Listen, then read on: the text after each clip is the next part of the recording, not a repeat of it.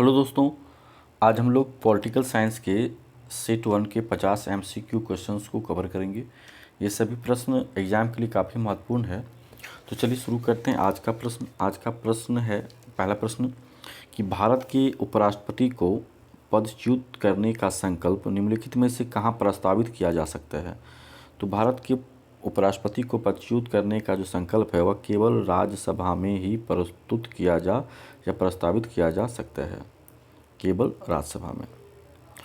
तो यहाँ से एक प्रश्न और भी बनता है कि उपराष्ट्रपति से संबंधित कुछ प्रश्न को जानते हैं। तो उपराष्ट्रपति जो है यह राज्यसभा का पदेन सभापति होता है। उपराष्ट्रपति के बारे में, यह जो है राज्यसभा का पदेन सभापति होता है। ठीक है, राज्यसभा का पदेन सभापति अगर पूछा जाए तो वह होगा पदेन सभापति, वह होगा उपराष्ट्रपति। ठीक है, और एक और प्रश्न बन सकता है यहाँ से कि राष्ट्रपति बनने की जो आयु है वह कितनी वर्ष होनी चाहिए। तो राष्ट्रपति बनने की जो उम्र है वह 35 वर्ष होना चाहिए। और राष्ट्रपति का जो वर्णन है संविधान के किस अनुच्छेद में है, तो राष्ट्रपति का जो वर्णन है अनुच्छेद 63 में है। ठीक है, और राज्यसभा का पदेन सभापति होता है उपराष्ट्रपति, यह किस अनुच्छेद में वर्णित है, तो यह जो है अनुच्छेद 64 में भी वर्णित है और एक 89 में भी वर्णित है। ठीक है, तो इतना क्वेश्चन उपराष्ट्रपति से याद रखना है। अगला प्रश्न है, निम्नलिखित में से लोकसभा के अध्यक्ष नहीं रहे हैं। निम्नलिखित में से कौन लोकसभा के अध्यक्ष नहीं रहे हैं। तो लोकसभा के अध्यक्ष के तौर पर अगर हम देखें तो GS ढिल्लों, जिसका नाम है गुरुदयाल सिंह ढिल्लों, यह 5वीं लोकसभा के अध्यक्ष रहे हैं। और इनके साथ 5वीं लोकसभा के अध्यक्ष बलीराम भगत भी रहे हैं। और ये जो हुकुम सिंह हैं वह 3री लोकसभा के अध्यक्ष हैं। तो इनमें एक नाम नहीं आ रहा है, वह है KVK सुंदरम, जो कि लोकसभा के कभी अध्यक्ष नहीं रहे हैं। अगला प्रश्न देखते हैं। अगला प्रश्न है, निम्नलिखित में से संविधान सभा की संघ संविधान समिति का अध्यक्ष कौन था। तो संघ संविधान समिति के जो अध्यक्ष थे वो थे पंडित जवाहरलाल नेहरू। इनसे एक और भी प्रश्न बनता है कि संघ शक्ति समिति के अध्यक्ष कौन थे। तो संघ शक्ति समिति के अध्यक्ष जो हैं वह भी पंडित जवाहरलाल नेहरू ही थे। संघ शक्ति समिति के अध्यक्ष भी पंडित जवाहरलाल नेहरू ही हैं। ठीक है, अगला प्रश्न है, जब भारतीय न्यायिक पद्धति में लोकहित मुकदमा यानी पील लाया गया, पील मतलब जनहित याचिका लाया गया, तब भारत के मुख्य न्यायमूर्ति कौन थे। तो जब लोकहित मुकदमा पील लाया गया था उस समय भारत के मुख्य न्यायमूर्ति जो हैं वह PN भगवती थे।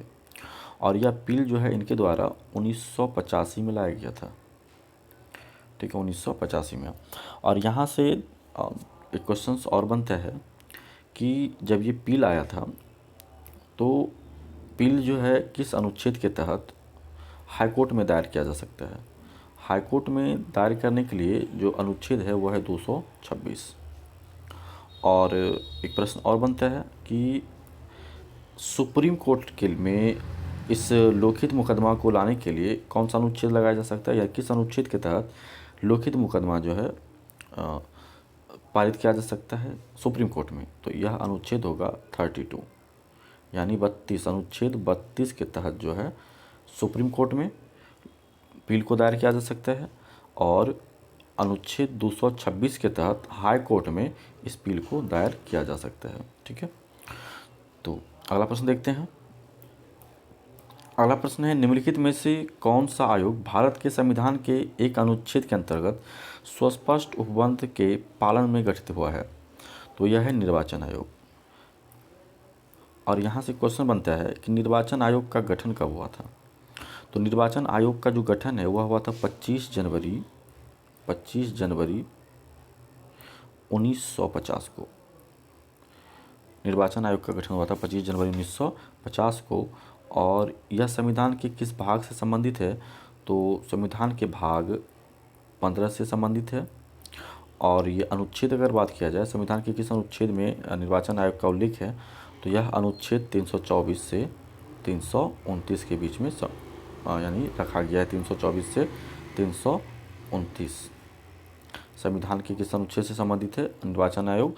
तो संविधान के 324 से 329 तक जो है निर्वाचन आयोग का उल्लेख किया गया है। अगला प्रश्न है, निम्नलिखित संविधान अधिनियमों में से किस एक में यह प्रावधान है कि केंद्र और राज्य में मंत्रिपरिषद का आकार क्रमशः लोकसभा के सदस्यों की कुल संख्या व उस राज्य की विधानसभा के सदस्यों की कुल संख्या के 15% से अधिक नहीं होगा? तो यह जो है 51वां संविधान संशोधन से संबंधित है। ठीक है, अगला प्रश्न देखते हैं। अगला है, प्रथम लोकसभा के अध्यक्ष कौन थे? तो प्रथम लोकसभा के जो अध्यक्ष हैं उसका नाम है जीवी मावलंकर, यानी इसका पूरा नाम हुआ गणेश वासुदेव मावलंकर। जीवी मावलंकर का पूरा नाम है गणेश वासुदेव मावलंकर, और इनका जो कार्यकाल था वह 15 मई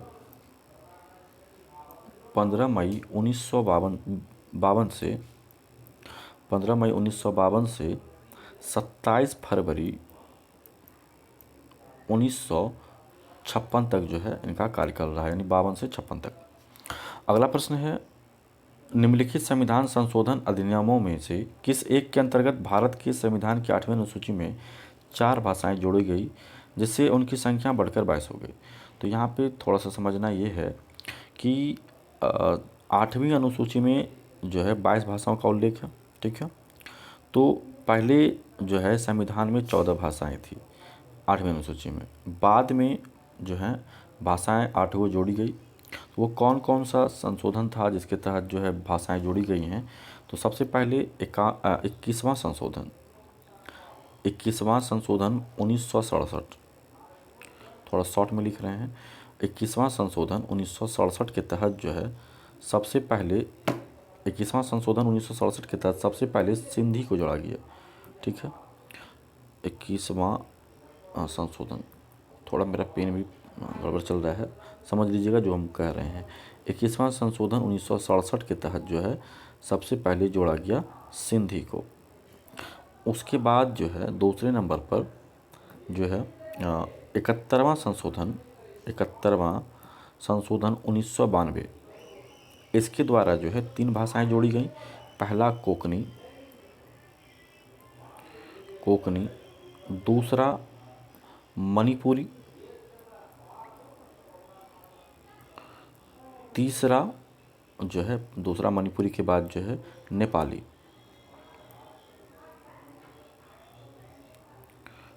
ठीक है,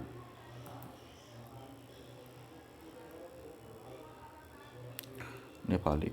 उसके बाद जो है इन भाषाओं के बाद एक और संशोधन हुआ जो कि 92 संविधान संशोधन है। 92वां संशोधन 2003, इसके तहत 4 भाषाएं जोड़ी गई।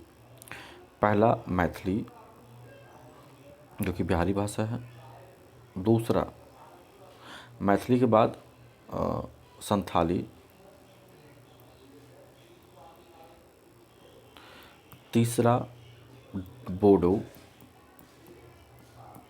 और चौथा डोगरी। ठीक है, तो मैथिली, संथाली, बोडो और डोगरी 92वां संविधान संशोधन 2003 के तहत, कोंकणी, मणिपुरी और नेपाली 71वां संविधान संशोधन 1992 के तहत, और सिंधी 21वां संविधान संशोधन 1967 के तहत जोड़ा गया। और टोटल भाषाएं हो गई 14 जोड़ 8 बराबर 22। तो आपके ऑप्शंस में जो है 21वां संविधान संशोधन नहीं है, ये 90वां दे दिया जो कि नहीं है ऑप्शन में। अब 90वां नहीं है, 91वां नहीं है, 92वां नहीं है, 92वां है, 93वां नहीं है। तो आपका आंसर क्या हो जाएगा? सी नंबर हो जाएगा। ठीक है, 92वां संविधान संशोधन के तहत। अगला प्रश्न देखते हैं। अगला प्रश्न है, भारत के संविधान की किस अनुसूची में विभिन्न राज्यों में अनुसूचित क्षेत्रों के प्रशासन और नियंत्रण के लिए विशेष उपबंध है? तो यह जो है होगा संविधान के भारत के संविधान की किस अनुसूची में विभिन्न राज्यों में अनुसूचित क्षेत्रों, ये है 5वीं अनुसूची, जिसमें राज्यों के अनुसूचित क्षेत्रों और प्रशासन और नियंत्रण के लिए विशेष उपबंध किया गया है 5वीं अनुसूची में। अगला है, भारत के कितने उच्च न्यायालयों की अधिकारिता में एक से अधिक राज्य हैं तो वो है 3। ठीक है, तो पहला कौन है? तो पहला जो है वह है गुवाहाटी। दूसरा है मुंबई और तीसरा है पंजाब, जहाँ एक से अधिक जो है राज्य जो है आते हैं। और ये है कितने राज्य हो गए? तो 3। ठीक है, अब अगला प्रश्न देखते हैं। यहाँ पर एक प्रश्न और भी बन सकता है। एक प्रश्न देखते हैं। एक प्रश्न बनता है कि वर्तमान में भारत में कितने उच्च न्यायालय हैं? तो वर्तमान में भारत में 25 उच्च न्यायालय हैं, यानी हाई कोर्ट हैं। ठीक है, ये ध्यान रखिएगा। तो 25वां जो उच्च न्यायालय है वो कौन सा है? तो वह है आंध्र प्रदेश उच्च न्यायालय, जो कि अमरावती में स्थापित हुआ है। ठीक है, ये याद रखिएगा। वर्तमान में कुल कितने उच्च न्यायालय हैं? तो 25 उच्च न्यायालय हैं। अगला प्रश्न देखते हैं। अगला है, यदि पंचायत भंग होती है तो किस अवधि के अंदर निर्वाचन होंगे? यदि पंचायत भंग होगी तो कितने अवधि के जो है अंदर निर्वाचन होगा? तो यह होगा 6 माह के अंदर। 6 माह के अंदर निर्वाचन होनी चाहिए। अगला है, यह कौन सुनिश्चित करता है कि भारत को संचित निधि से कोई भी धन संसद की स्वीकृति के बिना खर्च ना किया जाए? यह कौन सुनिश्चित करता है? तो यह सुनिश्चित करता है भारत का नियंत्रक एवं महालेखा परीक्षक। ठीक है, अब यहाँ से प्रश्न बनता है कि इनका कार्यकाल कितने वर्ष का होता है? तो नियंत्रक एवं महालेखा परीक्षक का जो कार्यकाल होता है वह होता है 6 वर्ष, 6 वर्ष या 65 वर्ष की आयु तक, या 65 वर्ष की आयु तक ये इनका कार्यकाल होता है। और यहाँ से सबसे इम्पोर्टेंट क्वेश्चन ये बनता है कि नियंत्रक एवं महालेखा परीक्षक का जो वर्णन है संविधान के किस अनुच्छेद में है? तो अनुच्छेद 148 से 151। 148 से 151 में नियंत्रक एवं महालेखा परीक्षक का वर्णन है। और इसकी नियुक्ति कौन करता है? तो इसकी जो नियुक्ति है वह राष्ट्रपति करता है। नियुक्ति राष्ट्रपति। ठीक है, तो नियुक्ति कौन करता है? राष्ट्रपति करता है। ध्यान रखिएगा इस प्रश्न को।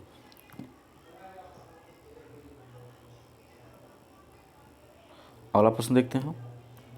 अगला प्रश्न है, भारत में शून्य काल में संसद में हस्तक्षेप की प्रथा का प्रारंभ कब हुआ? तो यह जो है प्रारंभ हुआ था 1962 में। और ध्यान रखिएगा, प्रश्नकाल के बाद शून्यकाल आता है। प्रश्नकाल के बाद ही शून्यकाल आता है।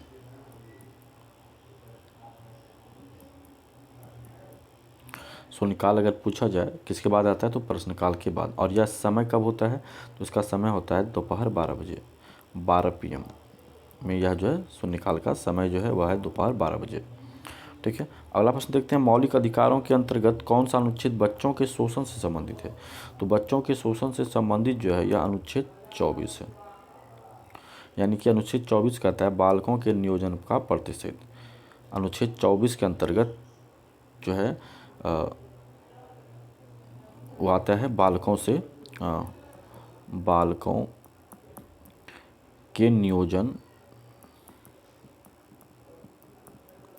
के नियोजन का प्रतिषेध। बालकों के नियोजन का प्रतिषेध।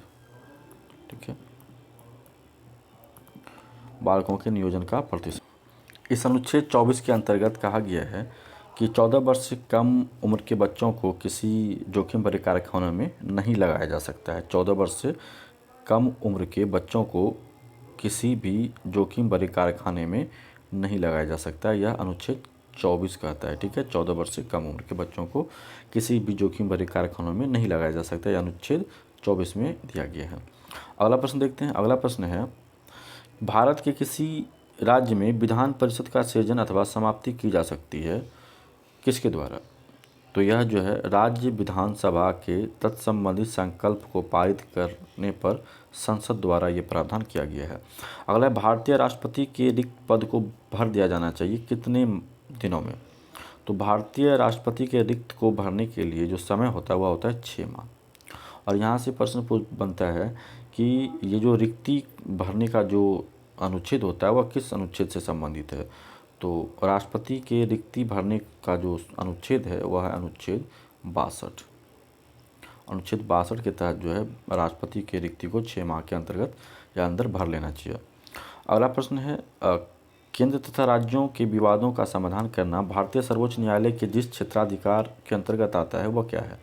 तो वह है प्रारंभिक क्षेत्राधिकार। अगला प्रश्न देखते हैं। अगला प्रश्न है, विधि के प्रश्न पर भारतीय सर्वोच्च न्यायालय से परामर्श लेने का अधिकार किसको है? तो विधि के प्रश्न पर भारतीय सर्वोच्च न्यायालय से परामर्श लेने का अधिकार जो है वह है राष्ट्रपति को। ठीक है, यह जो अधिकार है वह किसे है? यह अधिकार जो है यह है राष्ट्रपति को। और यहाँ से एक प्रश्न बनता है कि यह जो है किस अनुच्छेद के तहत राष्ट्रपति जो है इसे मानने के लिए बाध्यकारी नहीं होता है? तो यह अनुच्छेद है अनुच्छेद 143। ठीक है। अगला प्रश्न है, निम्नलिखित राज्यों में से कौन सा एक विधानसभा के लिए 2 महिला सदस्यों को मनोनीत कर सकता है? तो वह राज्य है जम्मू एंड कश्मीर, जहाँ जो है विधानसभा के लिए 2 महिलाएं जो है मनोनीत किया जाता है। अगला प्रश्न है, निम्नलिखित कथनों में से कौन सा सही है? तो भारत एक संसदात्मक प्रजातंत्र है, ये सही है। अगला प्रश्न देखते हैं। अगला प्रश्न है, राष्ट्रपति पद्धति में समस्त कार्यपालिका की शक्तियाँ किसमें निहित होती हैं? तो यानी कि संघ की जो कार्यपालिका का जो शक्ति है वह राष्ट्रपति में निहित होता है। और ध्यान रखिएगा, राष्ट्रपति जो है नाम मात्र कार्यपालिका होता है, वास्तविक कार्यपालिका जो है वह प्रधानमंत्री और उसका मंत्रिपरिषद होता है। अगला प्रश्न है, प्रथम स्पीकर जिसके खिलाफ लोकसभा में अविश्वास प्रस्ताव लाया गया था वह कौन है? तो वह है जीबी मावलंकर, जिसके खिलाफ जो है अविश्वास प्रस्ताव जो है लोकसभा में लाया गया था। ठीक है। अगला प्रश्न देखिए। अगला प्रश्न है, निम्नलिखित में से कौन लोकसभा तथा राज्यसभा के संयुक्त अधिवेशन में सभापति करता है? तो वह है स्पीकर मतलब अध्यक्ष। ठीक है। और इनकी अनुपस्थिति में उपाध्यक्ष करेगा। अगला प्रश्न है, भारत में त्रिस्तरीय पंचायती राज की सिफारिश किसने की थी? तो त्रिस्तरीय पंचायती राज की सिफारिश जो है वह बलवंत राय मेहता समिति ने किया था। इसके अनुसार ग्राम स्तर पर ग्राम पंचायत और ब्लॉक स्तर पर ग्राम पंचायत था ग्राम स्तर पर, और ब्लॉक स्तर पर पंचायत समिति और उसके बाद जिला स्तर पर जिला परिषद। ठीक है, जिला परिषद। अगला प्रश्न है, इनमें से कौन राज्य के नीति निर्देशक सिद्धांतों में सम्मिलित नहीं है? तो यह है सूचना का अधिकार, जिसको हम लोग राइट टू इन्फॉर्मेशन कहते हैं, आरटीआई, राइट टू इन्फॉर्मेशन। और यह जो है किस अधिनियम के तहत संबंधित है? यह अधिनियम है 2005। आरटीआई ने सूचना का अधिकार अधिनियम जो है यह कब बना? अधिनियम तो 2005। ठीक है। और यहाँ से एक प्रश्न आता है कि यह सूचना का अधिकार जब नीति निर्देशक सिद्धांत में सम्मिलित नहीं है तो ये किसका अंग है? तो यह है मौलिक अधिकार के अनुच्छेद 19 का एक, मौलिक अधिकार के अनुच्छेद 19 का 1 के तहत। ध्यान रखिएगा, लिखने में थोड़ा परेशानी है तो आप समझ लीजिएगा जो हम कह रहे हैं 19 के 1 के तहत। ठीक है। अगला प्रश्न देखते हैं। अगला है, निम्नलिखित में से कौन सा एक व्यय भारत की संचित निधि पर भारित नहीं है? तो यह है आपका भारत के उपराष्ट्रपति के वेतन और भत्ते। यह भारत के संचित निधि से नहीं दिया जाता, यह राष्ट्रपति द्वारा तय किया जाता है। ठीक है। यदि यह राज्यसभा का पदस्थ सभापति होता है तो उस हिसाब से इनको वेतन मिलता है, और अगर ये राष्ट्रपति के रूप में कार्य करते हैं तो उस हिसाब से इसको वेतन दिया जाता है।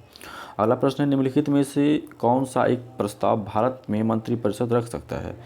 तो भारत में मंत्रिपरिषद द्वारा जो प्रस्ताव रखा जाता है उसका है नाम विश्वास प्रस्ताव, यानी मंत्रिपरिषद द्वारा जो प्रस्ताव रखा जाता है वह है विश्वास प्रस्ताव। अगला प्रश्न है, भारत में वित्तीय आपातकाल की घोषणा आज तक कितनी बार की गई है? तो भारत में अब तक वित्तीय आपातकाल की घोषणा नहीं की गई है। ठीक है, यहाँ एक प्रश्न ये बनता है कि वित्तीय आपात का संबंध संविधान के किस अनुच्छेद से है?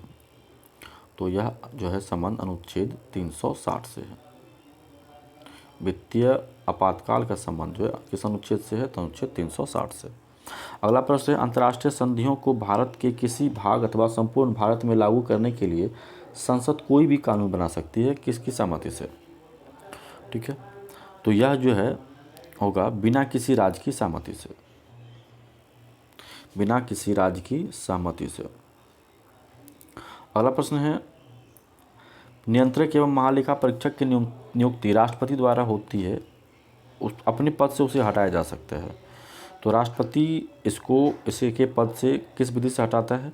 तो यह संसद के दोनों सदनों के संबोधन द्वारा राष्ट्रपति जो है इसके पद से इसको हटा देता है। और यहाँ एक प्रश्न ये बनता है कि नियंत्रक एवं महालेखा परीक्षक का जो उपबंध है यानी प्रावधान है संविधान के किस अनुच्छेद में है? ठीक है, तो यह अनुच्छेद 148 जिसमें नियंत्रक एवं महालेखा परीक्षक का उल्लेख है। अगला प्रश्न देखते हैं। अगला है, लोकसभा के अध्यक्ष द्वारा आधिकारिक तौर पर एक राजनीतिक दल अथवा राजनीतिक दलों के गठबंधन को विपक्ष की मान्यता देने हेतु कम से कम कितने सदस्य चाहिए? तो इसके लिए चाहिए 50 सदस्य। ठीक है, अगला प्रश्न है, संसद द्वारा संकट काल की घोषणा का अनुमोदन कितनी अवधि के अंतराल में होना चाहिए? तो यह जो है 6 माह के अंतराल पर होना चाहिए। अगला, निम्नलिखित में से किसी भौगोलिक क्षेत्र को अनुसूचित क्षेत्र घोषित करने का संवैधानिक अधिकार किसके पास है? तो यह अधिकार राष्ट्रपति के पास है। अगला प्रश्न देखते हैं। अगला है, भारत के प्रथम विधि अधिकारों के रूप में कौन जाना जाता है? तो भारत के प्रथम विधि अधिकारी के तौर पर भारत का महान्यायवादी जाना जाता है। और यहाँ एक प्रश्न बनता है कि भारत के महान्यायवादी का संबंध जो है किस अनुच्छेद से है? तो यह अनुच्छेद 76 से है। अगला प्रश्न, लाभ के पद का निर्णय कौन करता है? तो लाभ के पद का निर्णय जो है वह संघीय संसद करता है। अगला है, 6 वर्ष की आयु से 14 वर्ष की आयु के बीच के सभी बच्चों को निःशुल्क शिक्षा का प्रावधान किया गया है और यह किसके अंतर्गत आता है? तो यह मूल अधिकार के अंतर्गत आता है। क्वेश्चन में दिया है 6 वर्ष की आयु से 14 वर्ष की आयु के बीच के सभी बच्चों को शिक्षा का अधिकार जो है यह किससे संबंधित है? तो यह संबंधित है मूल अधिकार के अंतर्गत। और ध्यान रखिएगा यहाँ से भी क्वेश्चन बनता है कि ये जो है किस संशोधन के तहत जो है ये प्रावधान किया गया है? तो यह है 86वां संविधान संशोधन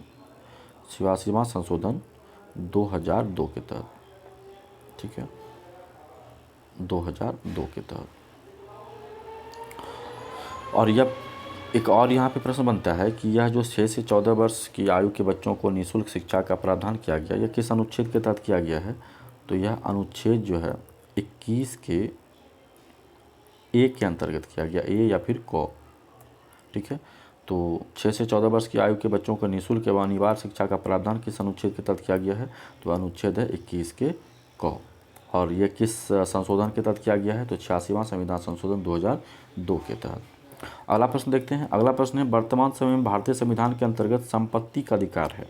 तो संपत्ति का अधिकार जो है यह वैधानिक अधिकार बन गया है। हालांकि संपत्ति का अधिकार को जो है पहले 44वां संविधान संशोधन के तहत 44वां संविधान संशोधन 1978 के द्वारा जो है इसे हटा दिया गया है। 1978 के द्वारा इसे हटा दिया गया है। और इसे रखा कहाँ गया है? तो इसे रखा गया है 300 के ए यानी कि क के अंतर्गत वैधानिक अधिकार के रूप में। तो हटाया किस संशोधन के तहत है? 44वां संविधान संशोधन 1978 के तहत। रखा किस अनुच्छेद में गया है? तो 300 के ए के अंतर्गत वैधानिक अधिकार बना करके। अगला प्रश्न है, निम्नलिखित में से कौन सा मूल अधिकार विदेशी नागरिकों को प्राप्त नहीं है?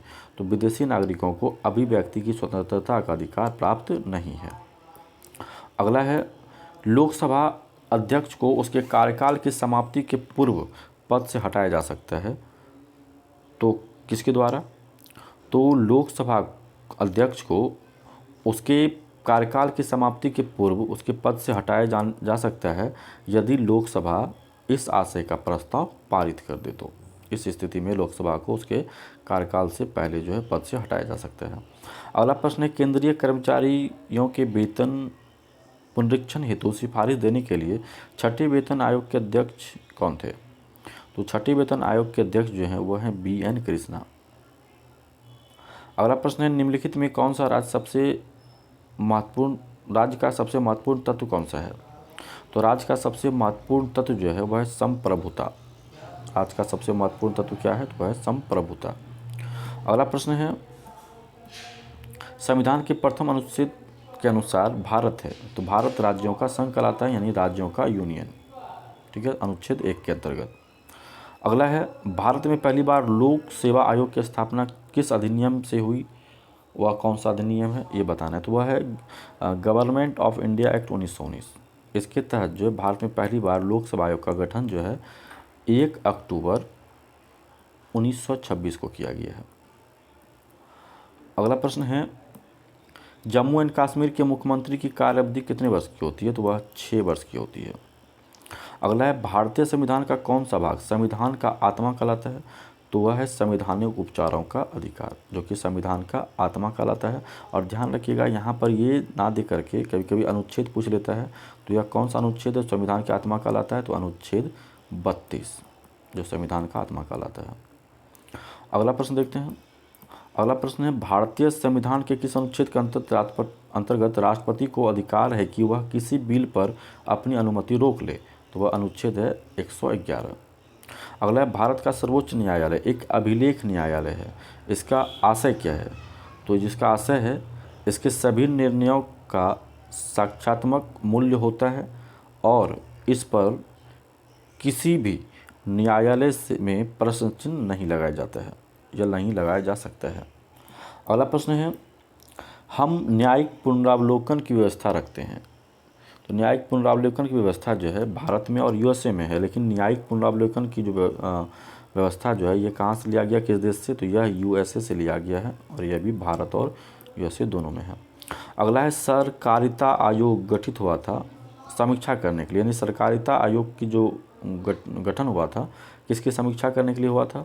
तो यह है संघ और राज्यों के मध्य संबंधों की जो है समीक्षा करने के लिए। अगला है, भारत के उपराष्ट्रपति निर्वाचित होते हैं। तो भारत के उपराष्ट्रपति जो है संसद के दोनों सदस्यों के निर्वाचित सदस्यों द्वारा होता है। संसद के दोनों सदस्यों द्वारा जो है उपराष्ट्रपति का निर्वाचन होता है।